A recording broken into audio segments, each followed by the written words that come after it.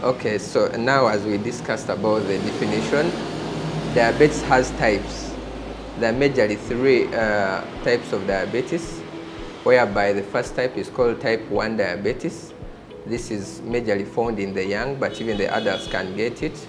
Previously, they used to call it juvenile diabetes because they used to find it commonly in the young people.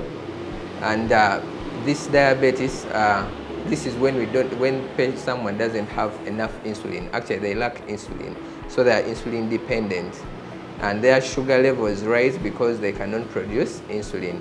The other type is called type 2 diabetes, whereby someone has some insulin, but the body cells, his cells are not responsive to the insulin.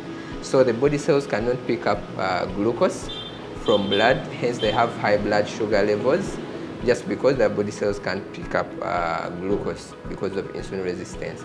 The third type is called gestation diabetes. This one's common and it happens in the pregnant women.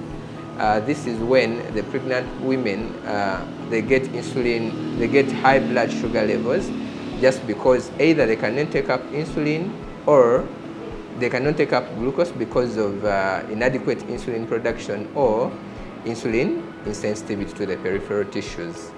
To take you through the incidences of diabetes, according to the International Diabetic Foundation, we find that almost 9.3% of the whole population in the whole world have diabetes. That is close to 438 million people. And there is a projection whereby by 2030, there will be a rise to up to almost 10.2%, whereby it's estimated to be around 583 people with diabetes.